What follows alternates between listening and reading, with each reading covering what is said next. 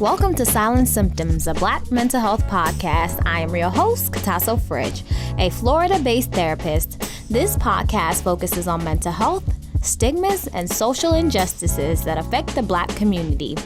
This podcast was created to bring awareness about mental health and can be used as an educational guide, but this is not to be used as a replacement for seeking help from a therapist. I hope you enjoy the podcast.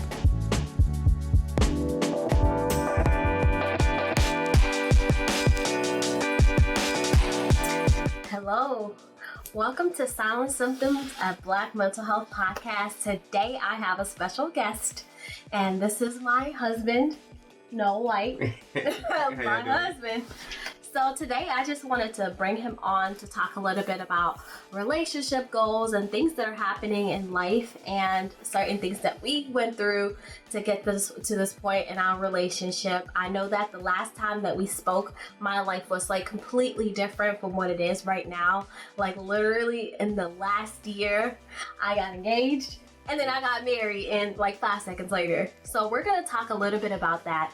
And I just wanted to bring him on. Baby, introduce yourself and also tell them where they can find you so they can follow you. Well, my name is Noah White.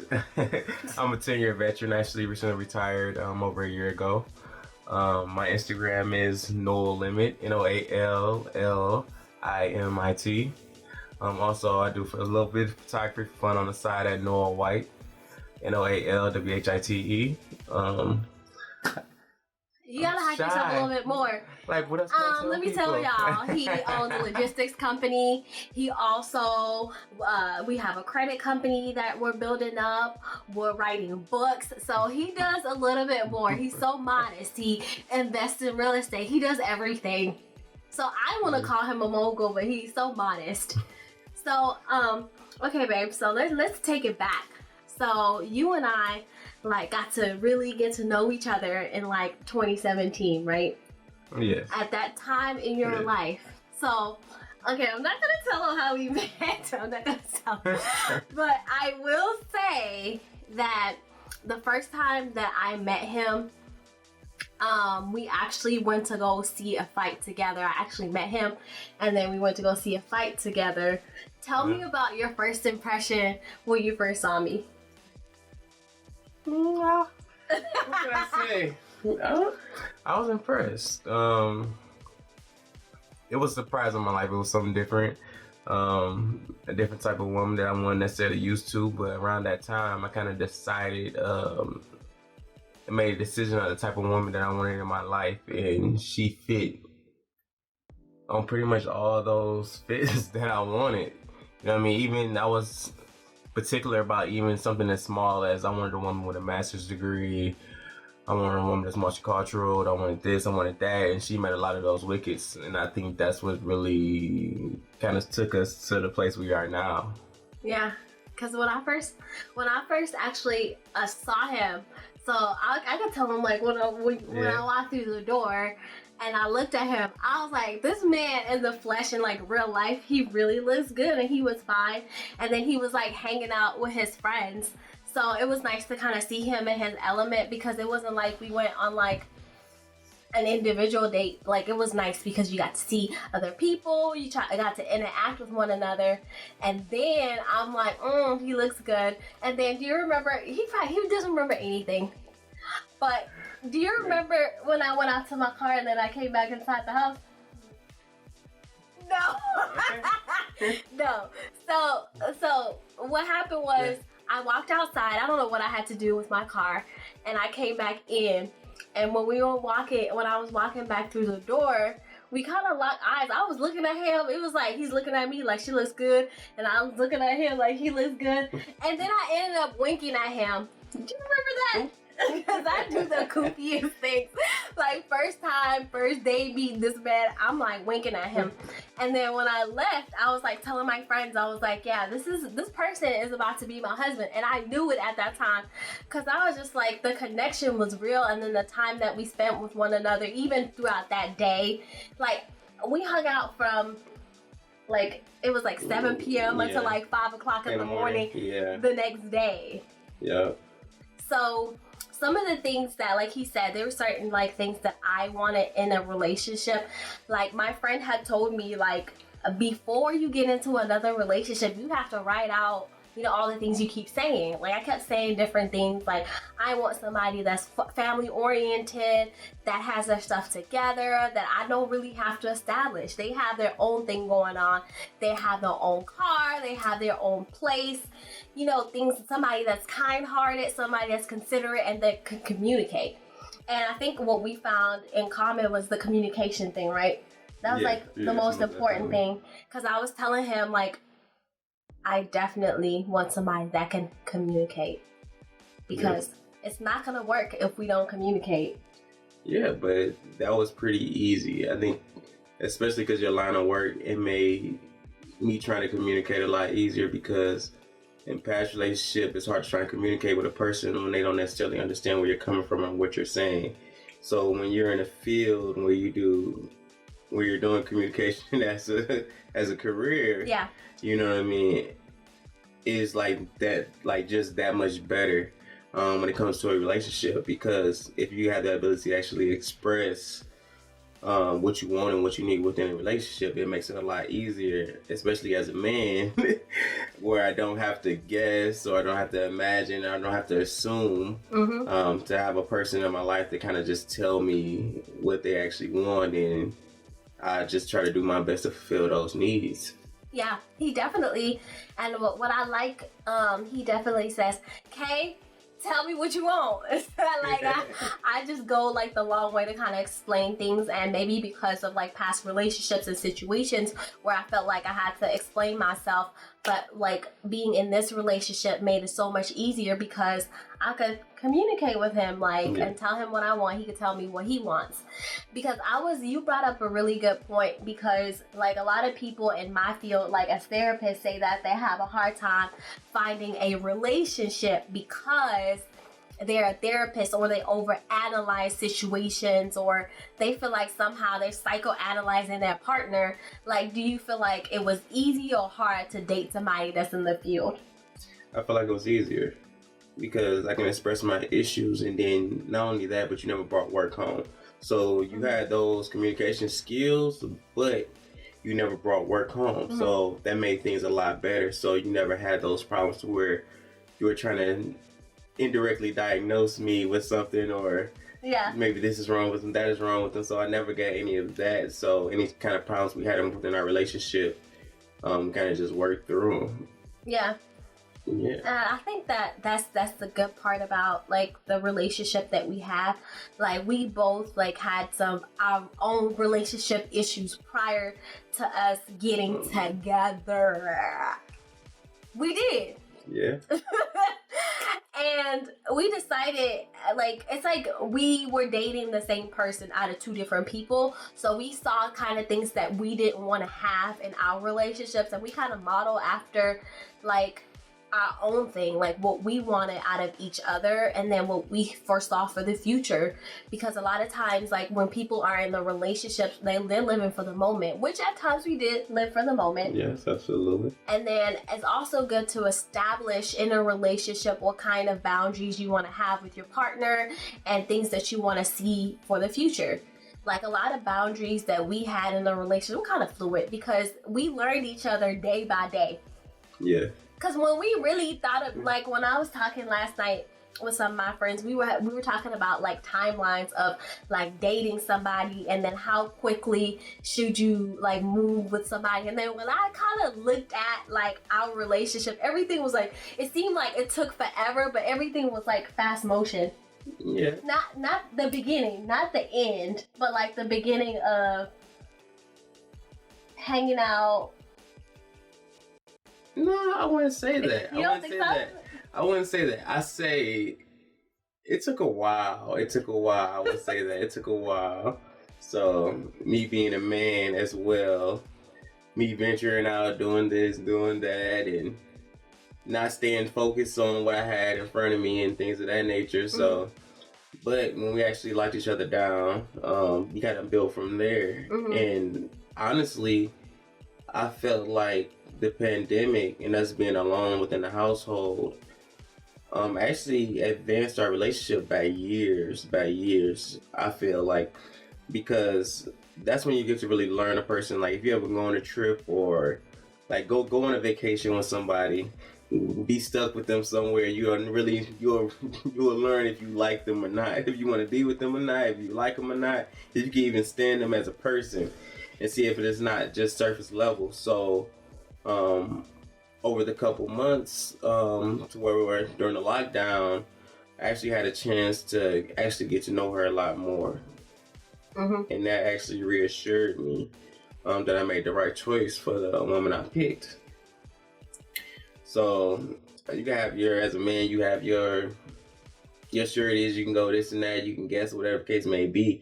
But through ups and downs, through struggles, whatever the case may be, I was able to learn this woman, learn that we can actually communicate, learn that we don't argue when we're in the same household, learn that we just never go to sleep mad, never have any crazy significant problems. We know how to forgive, and it's kind of hard to have that in a relationship. And it's not tit for tat and things of that nature. So it's been a blessing. I can't really say it. It's just been a blessing. This is like actually the easiest relationship I've ever been in my entire life. Like easy. And I'm saying easy because like those things, not to say that we never had like little spats, but for the most part, we're able to establish like, what do we want to do? How do we want to move forward in this relationship? I remember like when we were first getting to know each other, not when we were dating, but getting to know each other and spending a lot of time together. And we had situations in between. And then Noel kept bringing up something. And then what did I say, babe? Remember when I was like, I said to him, I said, okay, we keep talking about the problem. So what are we going to do to move forward? Yeah. And then he was like, oh, dang. Yeah. Yeah, because it's like a lot of times in relationships, we want to focus on certain things that somebody has done or certain things that could possibly happen in a relationship. But what are you going to do to move forward in your relationship? Do you want to be with that person, or are you just going to continue to bring things up and not advance within your relationship? And then for us, obviously, when the pandemic came around, we had already been dating for a while, and it was so easy kind of spending time with him every single day, because I feel like even from the beginning, we took time to get to know each other. He knows the good, the bad, the ugly about me. And then the pandemic hit, and I'm forced to be around him every single day of every hour. I liked it. I really like being around him because I basically figured out like I could literally deal with this person for the rest of my life and not having to worry too much about his habits or things that I don't like. And my mom always said, you have to pick the things that you can deal with and you can't deal with. And if you have a person that they have things that you cannot absolutely deal with, you might as well run.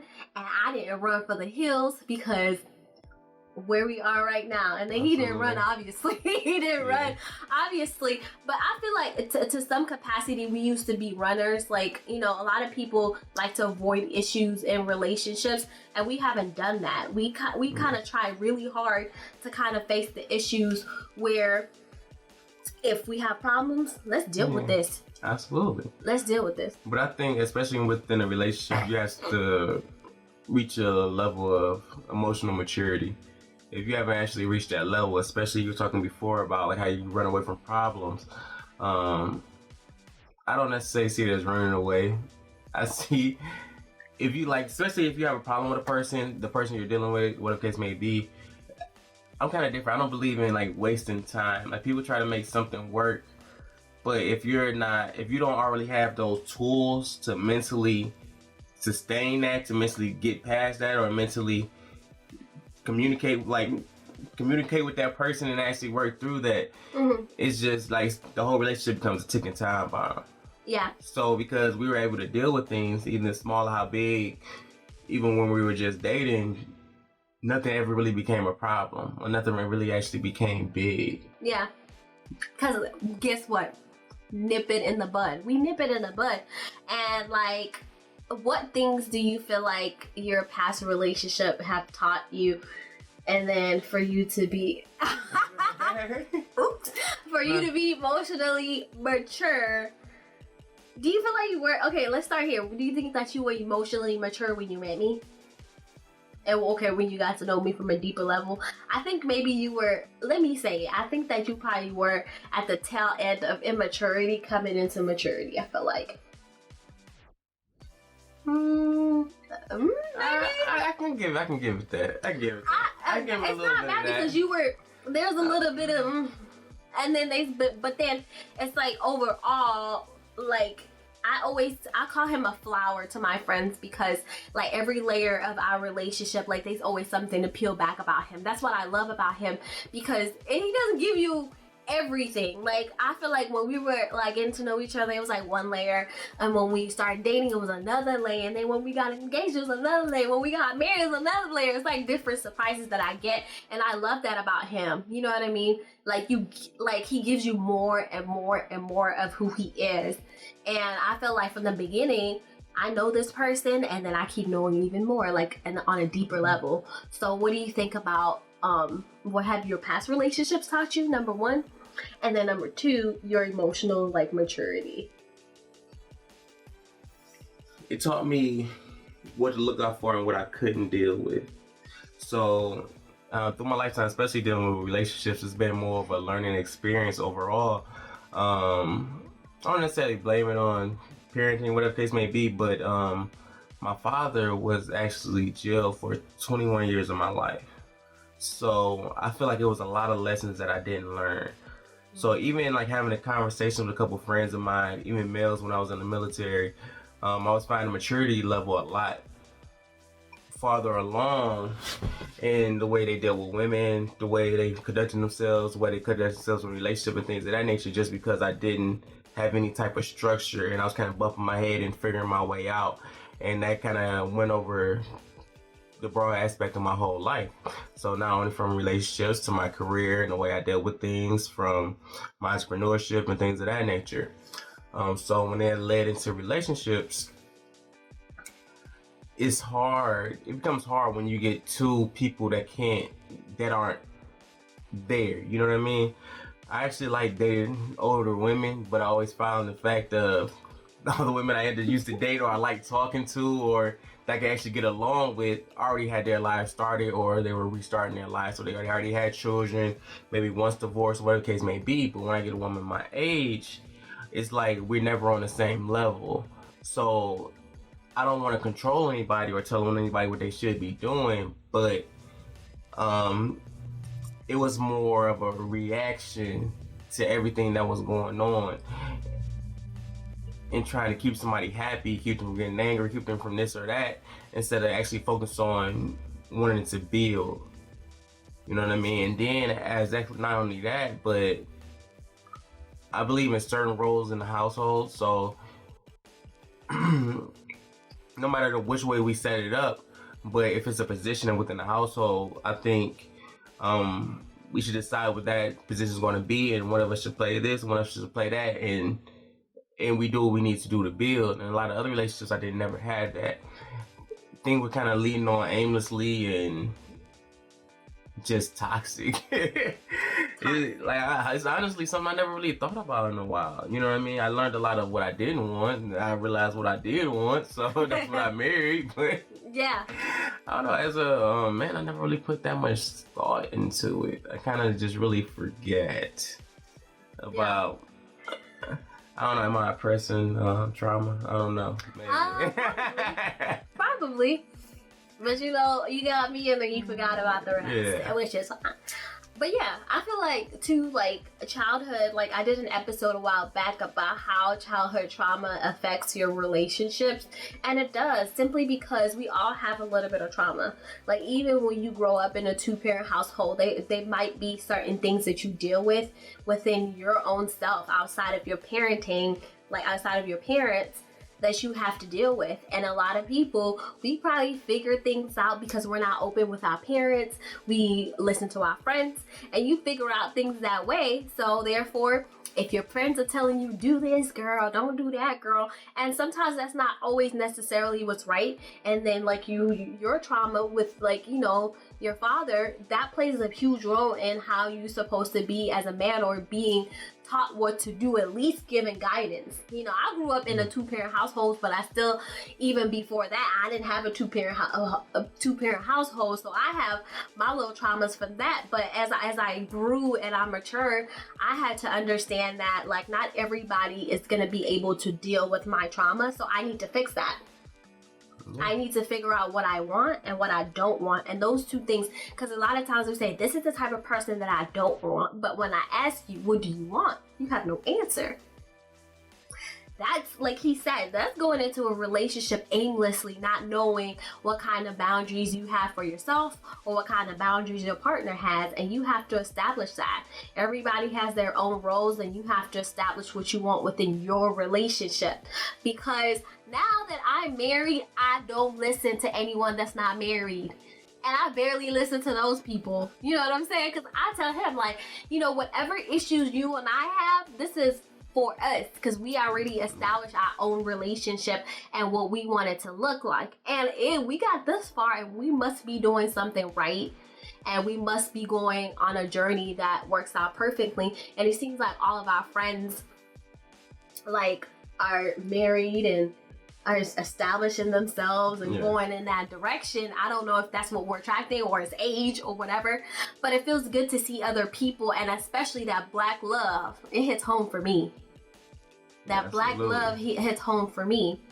So, oh yeah, and I forgot to go back a little bit. I was like, you know, him and I got engaged in June, and then in August we were married. It was quick. My friend calls it a shotgun marriage. But I like that, because we said we didn't want a long engagement. We wanted to kind of hurry up and do what we had to do. We were living our life anyway, so we might as well establish that. And then we decided that, okay, so we're in a global pandemic. Number one, how are we gonna have this? Are we gonna be able to go to the courthouse? Because we always said we're gonna go to the courthouse and then have our wedding, you know, where everybody can come. Number one, during a pandemic, the courthouse was not open. Nope. At least not here. Not in our geographical location. Not here where we are. It wasn't open. So we're like, okay. So Noah came back home one day and he was like, what about us going to Vegas? And I was like, Vegas? I was like, are you sure you want to go to Vegas? And he was like, yeah, because I'm a doer. And he said, and I jumped and I did everything. He was like, so we going to Vegas to get married for real? I'm like, yeah, you brought it up. Like, so I'm going to go ahead and do it. And then we picked a date. Well, I picked the date. I was like, okay, let's do it on this specific day and let's enjoy our time. And we did. And people try to steal our shine, but it didn't happen. No energy. No energy. So we really enjoyed each other's company and stuff like that. I feel like overall, the reason why I brought him on is to, you know, kind of introduce you guys to my husband. And also to, you know, like to kind of tell you a little bit of a background about us. And out of all of this, the reason why I brought him on is because we all have our own relationship goals, and you need to be your own relationship goals. And the most important part out of all of this, number one, you need to be able to set boundaries within yourself. You need to set boundaries within your relationship, and you need to decide what kind of relationship that you want to have. You don't have to have the same relationship as other people. You need to pick the person that you want to be with. And you have to make sure that whatever they bring to the table, you're able to deal with. Don't try to become Build-A-Bear and say, I'm with this person, so I want to change this about him. I want to make him do this, because it's not going to work. Has that ever worked? No, I think within that, the best thing you can do is support whatever they want to do. So a lot of time, even before when the podcast started, I was the person behind the camera. I was the person on the other side pushing. Yes. Going to the store, buying thousands of dollars in equipment just to get things done. Mm-hmm. But like she said, you should never try to change the characteristics of a person. If it's already within them, try to nurture and try to help them push them on to the next level in whatever field they're in. And always don't ever rely on anybody to keep you happy. If you're not happy within yourself, within what you got going on, the person with you not going, it's gonna be one or two things, if not both. y'all not gonna be happy as a couple, as a goal. You're gonna be a hindrance, or they're gonna be a hindrance to you. No matter how, if you want to play the victim or you want to blame. You know what I mean? And then a lot of the problem may be within self, and it may not be within your relationship and what's going on.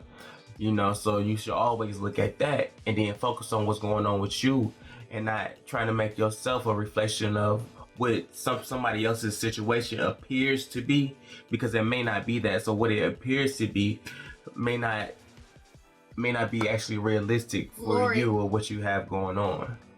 Right. And I want to touch on that because I have not recorded a podcast over a year. And when I first started this whole podcast thing, number one, like Noah has these like crazy ideas on things that we need to do, and then I end up doing it. He's like, "What, we're doing it?" Yeah, we're doing it. So he's always coming up with these amazing ideas, and I'm the doer. So he's the dreamer, I'm the doer. And a lot of times too, it's like when I said something about a podcast, Noah went out there and bought all the crazy stuff. Like whatever was top tier, he definitely went to buy. And I did the podcast, and I'm going to tell you guys, when you do a podcast or anything that you love, sometimes it becomes emotionally taxing on you, because when you do a podcast, it's not just talking on this mic, it's setting up the lights and doing this and making sure the content that you give to people is authentic, and at least they could get a gem out of it. And I found myself feeling so drained, and because of other things, because of work and things like that. And I didn't want to just like put out an episode because I just had to. I feel like my heart had to be in the right place. And throughout the last year, I will say, Noah was like, "Okay, when are you going to report a podcast? When are you going to record? When are you going to record?" And he was on me like white on rice. He really was. And I kept procrastinating because I felt like I was spread too thin, and I had to kind of figure out like, how am I going to release certain things that I'm doing. I'm working full time. I have a contingent job. I'm doing private practice. I'm doing entirely too much. I'm being a wife. I'm trying to figure, I'm a dog mom, like a homeowner, all of that stuff that we're doing. And he's busy with his businesses. Yeah, multiple homeowners, and it's like a lot. Homeowners. So it was an S, but it was a lot. So, and I appreciate him pushing me. That's what you need in a relationship, somebody to encourage. And he was like, "It doesn't matter, you just need to record. There are other people out there that you're inspiring. You need to keep pushing. And even though I haven't even really recorded like in a year, and I wasn't even looking at my stats the entire year of 2020. I didn't look at any of the stats. And I would say 2020 was a really good year for him and I. And not downplaying what everybody else was going through. It was a really good year. It wasn't like I was just like a horrible year. It's just like I'm spread too thin. Plus a million businesses that were started and we're trying to continue. And as soon as I decided, I was like, okay, I'm gonna go back to recording this podcast. And Noah was like, you need to. And I needed that because I needed to remember. And one day I just opened up my platform, and it was like this past year alone, even till today, I've had like 14,000 listens on this podcast right here. So I really appreciate everybody listening to it, and I really appreciate you, babe, for pushing me. Like, record, okay? And just being my anchor and my supporter, and my best friend, and telling me how it is and what I need to actually do for myself and for you guys.